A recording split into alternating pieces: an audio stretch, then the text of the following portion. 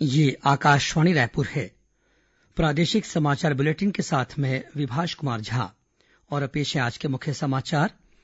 प्रधानमंत्री नरेंद्र मोदी ने कोरोना महामारी के बीच लोगों से अधिक सचेत और सतर्क रहने का आग्रह किया। मन की बात कार्यक्रम में श्री मोदी ने लोगों की सेवा भावना की सराहना करते हुए सेवा को परम धर्म बताया। केंद्र सरकार ने चरणबद्ध तरीके से पूर्णबंदी हटाने की घोषणा की। 30 जून तक कंटेनमेंट जोन पूरी तरह बंद रहेंगे। छत्तीसगढ़ के कोरिया जिले में टिड्डी दल पहुंचा। जंगली क्षेत्रों में ही टिड्डियों को रोकने के लिए किया जा रहा है दवा का छिड़काव। और प्रदेश में अगले 24 घंटों के दौरान कई स्थानों पर हल्की से मध्यम वर्षा होने की संभावना। कुछ स्थानों पर अंधड़ चलने और आकाशीय बिजली गिरने की चेतावनी। अब समाचार विस्तार से।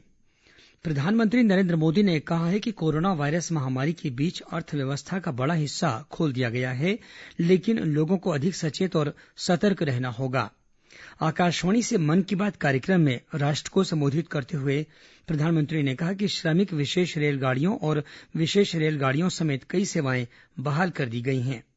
उद्योग भी सामान्य स्थिति की ओर लौट रहे हैं। इस बार बहुत कुछ खुल चुका है। श्रमिक स्पेशल ट्रेनें चल रही हैं। अन्य स्पेशल ट्रेनें भी शुरू हो गई हैं। तमाम सावधानियों के साथ हवाई जहाज उड़ने लगे हैं। धीरे धीरे उद्योग भी चलना शुरू हुआ है। यानी अर्थव्यवस्था का एक बड़ा हिस्सा अब चल पड़ा है, खुल गया है। ऐसे में हमें और ज्यादा सतर्क रहने की आवश्यकता है। 2 गज की दूरी का नियम हो, मुंह पर मास्क लगाने की बात हो सके तो वहां तक घर में रहना हो। ये सारी बातों का पालन, उसमें जरा भी ढिलाई नहीं बरतनी चाहिए। श्री मोदी ने कहा कि कोरोना के खिलाफ लड़ाई देशवासियों के अथक और सामूहिक प्रयासों का परिचायक है। उन्होंने कहा कि किस प्रकार देशवासियों ने गंभीर चुनौतियों का सामना किया और कोरोना को उतनी तेजी से फैलने नहीं दिया जितनी तेजी से यह दुनिया के अन्य भागों में फैला। प्रधानमंत्री ने कहा कि कोरोना की मृत्यु दर भारत में बहुत कम है। प्रधानमंत्री ने लोगों में सेवा की भावना की सराहना करते हुए इसे देश की सबसे बड़ी शक्ति बताया। उन्होंने कहा कि सेवा परमो धर्म में ही जीवन का सुख और संतोष है और यह भारत की जीवन शैली है। उन्होंने कहा कि केंद्र, राज्य और सभी स्थानीय निकाय उनकी समस्याओं के समाधान के लिए निरंतर प्रयत्नशील हैं। प्रधानमंत्री ने लाखों मजदूरों को ट्रेनों और बसों से सकुशल उनके घरों तक ले जाने में दिन रात लगे कर्मचारियों की सराहना की। उन्होंने मजदूरों के लिए हर जिले में भोजन और क्वारंटीन की व्यवस्था कर रहे लोगों की भी प्रशंसा की। श्री मोदी ने कहा कि मौजूदा परिदृश्य हम सब के लिए सबक के साथ साथ भविष्य की नीति तय करने का अवसर भी है। श्री मोदी ने कहा कि समय की सबसे बड़ी जरूरत यह है कि हम नए समाधान खोजें। उन्होंने कहा कि सरकार ने इस दिशा में अनेक कदम उठाए हैं। श्री मोदी ने बताया कि केंद्र ने हाल ही में कुछ ऐसे निर्णय लिए हैं जिनसे ग्रामीण रोजगार, स्वरोजगार और लघु उद्योगों के लिए नए अवसर खुले हैं। उन्होंने उम्मीद जताई कि आत्मनिर्भर भारत अभियान देश को इस दशक में नई ऊंचाइयों तक ले जाएगा। श्री मोदी ने कहा कि देश के कई भागों में टिड्डी दलों का प्रकोप फैला हुआ है। उन्होंने कहा कि केंद्र, राज्य सरकारें, कृषि विभाग और प्रशासन सभी इस बात का प्रयास कर रहे हैं कि फसलों को इसके प्रकोप से बचाया जा सके। केंद्र सरकार ने कल से देशव्यापी पूर्णबंदी खोलने के पहले चरण की घोषणा कर दी है। पूर्णबंदी का चौथा चरण आज समाप्त हो रहा है। राज्य सरकारों और केंद्र शासित प्रदेशों के प्रशासन द्वारा निर्धारित कंटेनमेंट जोन को छोड़कर देश के अन्य क्षेत्रों में कल से पूर्णबंदी खोलने का पहला चरण शुरू होगा। ग्रीन और ऑरेंज जोन में सुबह 5 बजे से रात 9 बजे तक कुछ गतिविधियों को छोड़कर सभी गतिविधियों की अनुमति होगी। शेष गतिविधियां 8 जून से चरणबद्ध तरीके से खोली जाएंगी। केंद्रीय गृह मंत्रालय ने कंटेनमेंट क्षेत्रों से बाहर के इलाकों में प्रतिबंधित गतिविधियां चरणबद्ध तरीके से फिर खोलने के बारे में दिशा निर्देश जारी किए हैं। कंटेनमेंट क्षेत्रों में राष्ट्रव्यापी लॉकडाउन 30 जून तक बढ़ा दिया गया है, लेकिन दिशा निर्देश में कहा गया है कि इन क्षेत्रों से बाहर चरणबद्ध तरीके से लॉकडाउन खोलने की अनुमति होगी। नए दिशा निर्देशों के अंतर्गत पहले चरण के दौरान 8 जून से धार्मिक स्थल, होटल, रेस्तरां और अन्य आवभगत सेवाओं तथा शॉपिंग मॉल में लोगों के प्रवेश की अनुमति होगी।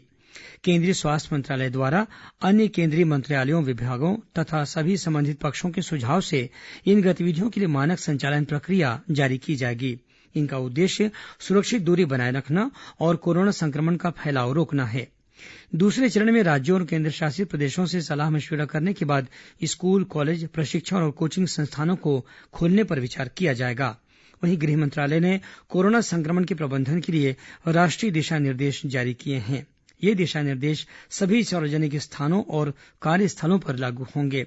इसके तहत मास्क लगाना या चेहरा ढकना अनिवार्य होगा और सार्वजनिक स्थलों पर थूकना जुर्माने के साथ दंडनीय अपराध होगा। इस दिशा निर्देश के तहत शादियों में 50 से ज्यादा और दाह संस्कार के समय 20 से अधिक लोगों के जमा होने पर रोक लगाई गई है। सार्वजनिक स्थलों पर शराब, पान, गुटखा और तंबाकू के सेवन पर भी पाबंदी होगी। जितना संभव हो घर से कार्य करने और कार्यालय और व्यावसायिक प्रतिष्ठानों में काम की अवधि को बांटने के लिए कहा गया है। इसके अलावा सभी प्रवेश और निकास द्वार पर थर्मल स्क्रीनिंग और सैनिटाइजर की व्यवस्था करनी होगी। दफ्तरों में कर्मियों और कार्य अवधि के बीच पर्याप्त अंतर रखने का भी निर्देश दिया गया है। लोगों से सार्वजनिक जगहों पर 2 गज की दूरी का ख्याल रखने को भी कहा गया है। छत्तीसगढ़ में आज कोरोना संक्रमित 33 और मरीज मिले हैं। जशपुर में 16, महासमुंद में 12, रायपुर और कोरबा जिले में 2-2 तथा बिलासपुर में 1 कोरोना पॉजिटिव मरीज मिला है। इस तरह प्रदेश में कोरोना संक्रमित सक्रिय मरीजों की संख्या 374 हो गई है। जशपुर जिले में आज कोरोना के सबसे अधिक 16 मरीजों की पुष्टि हुई है। इन्हें मिलाकर जिले में कोरोना संक्रमित मरीजों की संख्या बढ़कर 32 हो गई है। प्रशासन द्वारा संबंधित इलाकों को कंटेनमेंट क्षेत्र घोषित करते हुए निगरानी बढ़ा दी गई है। वहीं महासमुंद जिले में भी कोरोना संक्रमित 12 नए मरीज मिलने के बाद प्रशासन सतर्क हो गया है। इन्हें मिलाकर जिले में कोरोना संक्रमित मरीजों की संख्या 13 हो गई है। इसी तरह रायपुर में आज कोरोना संक्रमित 2 मरीजों के मिलने के बाद देवेंद्र नगर और फाफाडी क्षेत्र को कंटेनमेंट जोन घोषित कर सैनिटाइज किया जा रहा है।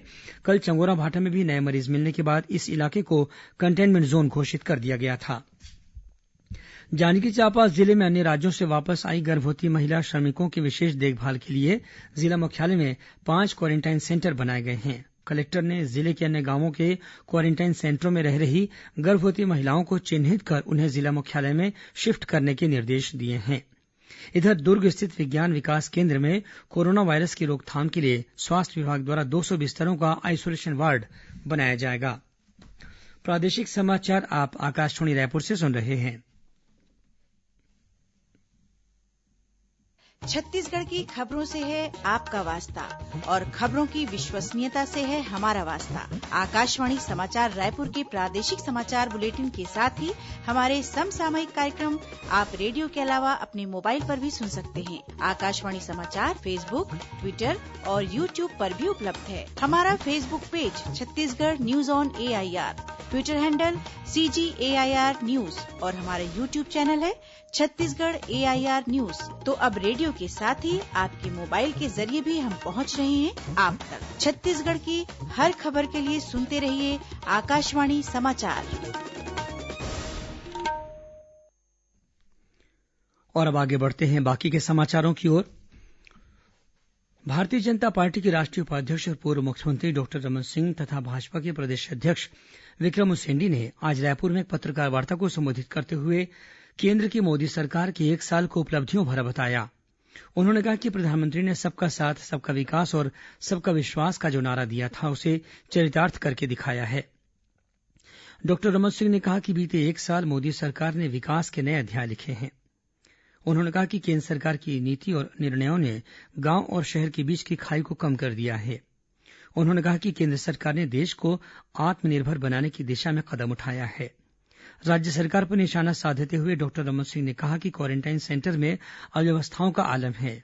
प्रदेश में आर्थिक आपातकाल की स्थिति निर्मित हो गई है और राज्य सरकार जिस तरह से निर्णय ले रही है उससे प्रदेश में बेरोजगारी को बढ़ावा मिलेगा।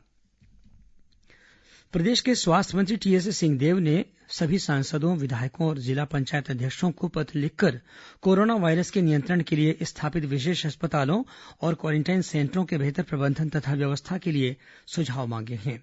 उन्होंने इन अस्पतालों और क्वारेंटाइन सेंटरों से संबंधित शिकायतों तथा त्रुटियों की जानकारी भी साझा करने का आग्रह किया है ताकि जनप्रतिनिधियों की अपेक्षा के अनुसार व्यवस्था सुनिश्चित की जा सके। झारखंड में फंसे छत्तीसगढ़ के लगभग 900 मजदूरों और नागरिकों की वापसी के लिए आज झारखंड से 25 बसें रवाना हो रही हैं। रायपुर जिले के प्रभारी कलेक्टर ने बताया कि झारखंड के ऐसे मजदूर और नागरिक जो वर्तमान में छत्तीसगढ़ में फंसे हैं वे अपनी वापसी के लिए स्थानीय जिला प्रशासन से तत्काल संपर्क कर सकते हैं ताकि उन्हें इन बसों के माध्यम से वापस झारखंड भेजा जा सके। रायपुर में ये बसें राधास्वामी सत्संग व्यास धरमपुरा में आएंगी। रायपुर से झारखंड जाने के उत्सुक श्रमिक मोबाइल नंबर 7587777720 पर संपर्क कर सकते हैं। छत्तीसगढ़ में कल रात से टिड्डी दल पहुंच गया है। सूचना के अनुसार टिड्डियां पड़ोसी मध्यप्रदेश से राज्य के कोरिया जिले के भरतपुर विकासखंड में पहुंची हैं। हमारी संवाददाता ने बताया कि भरतपुर विकासखंड के ज्वारी टोला, पुनची और घोड़धारा के जंगलों में टिड्डी दल के पहुंचने के बाद मनेन्द्रगढ़ नगर पालिका की फायर ब्रिगेड की टीम द्वारा कीटनाशक दवाइयों का छिड़काव किया जा रहा है। कृषि, राजस्व, उद्यानिकी, पुलिस विभाग और जिला प्रशासन की टीम मौके पर पहुंच गई है। कलेक्टर सत्यनारायण राठौर ने आकाशवाणी समाचार को बताया कि टिड्डी दल को भरतपुर विकासखंड के जंगली क्षेत्रों में ही रोकने के लिए बड़े पैमाने पर दवा का छिड़काव किया जा रहा है। रात से ही हमारी पूरी तैयारी शुरू हो गई थी और सुबह से 2 फायर ब्रिगेड और 5 पावर स्प्रेयर पंप के साथ कीटनाशक दवाइयों का छिड़काव किया जा रहा है और काफी मात्रा में टिड्डी खत्म हो गए हैं। थोड़े बहुत बचे हैं, लगातार अभी छिड़काव किया जा रहा है और हमारा प्रयास है कि जितने भी टिड्डी हैं उन सबको यहीं पर खत्म किया जा सके ताकि फैले नहीं। एक ही आसन है कि उसको खत्म करें। और दूसरा ये है कि ये जो एरिया है वो जिला मुख्यालय से 170 किलोमीटर दूर है, जंगल में है, वहाँ पर साल के ट्रीज हैं, तो उसी के आसपास सब घूम रहे हैं। वहाँ फसल लगी नहीं है, तो फसलों का नुकसान भी नहीं हुआ है अभी तक। इस बीच पड़ोसी राज्यों मध्यप्रदेश और महाराष्ट्र में टिड्डी दल के हमले के बाद छत्तीसगढ़ के कृषि विभाग ने पहले ही सीमावर्ती जिलों के किसानों को सचेत कर दिया था। राज्य सरकार ने सभी जिला कलेक्टरों को निर्देश दिए हैं कि टिड्डी दल के हमले से फसलों को बचाने के लिए सभी आवश्यक कदम उठाए जाएं। राज्य सरकार ने किसानों की सहायता के लिए नियंत्रण कक्ष बनाया है और हेल्पलाइन नंबर भी जारी किया गया है। कृषि विभाग से कहा गया है कि पर्याप्त मात्रा में कीटनाशकों की व्यवस्था की जाए। टिड्डी दल के प्रदेश में प्रवेश की संभावना को देखते हुए रायपुर जिले में भी जिला और विकासखंड स्तर पर नियंत्रण कक्ष स्थापित कर दलों का गठन किया गया है। जल जीवन मिशन के तहत छत्तीसगढ़ के लिए चालू वित्तीय वर्ष की 3,500 करोड़ रुपए की कार्ययोजना को केन्द्र सरकार ने सैद्धांतिक मंजूरी दे दी है।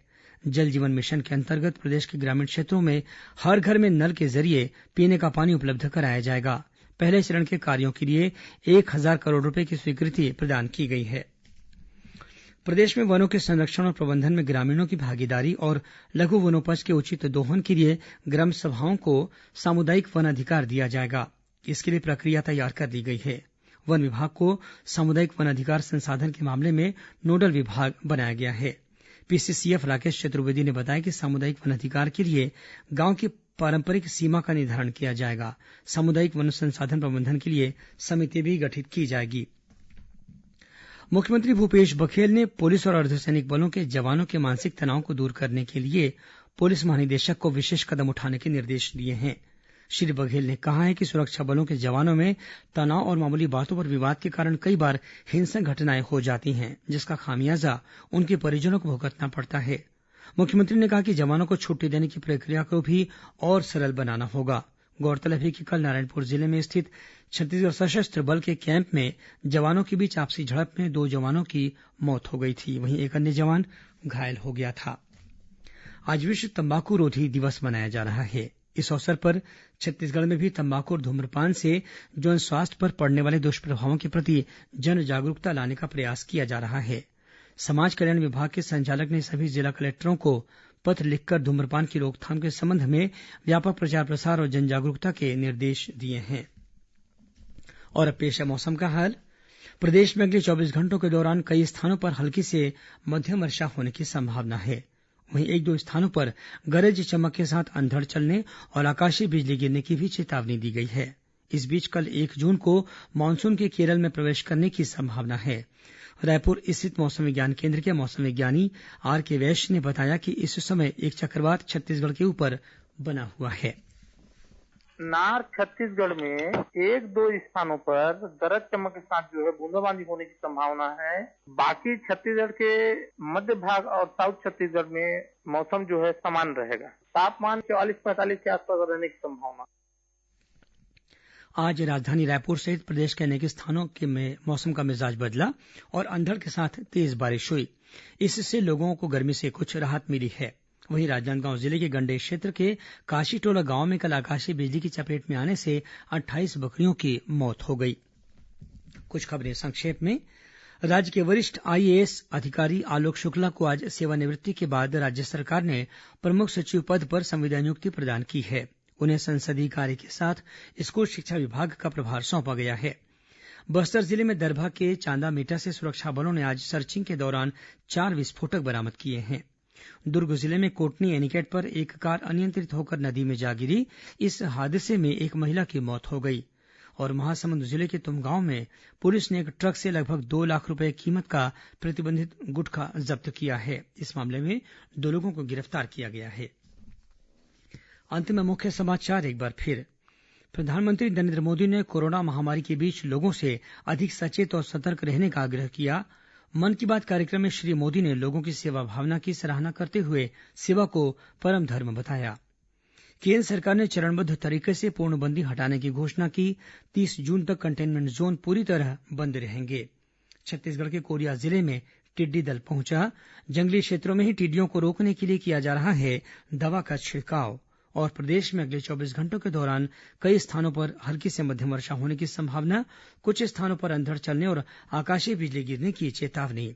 इसी के साथ प्रादेशिक समाचार बुलेटिन समाप्त हुआ।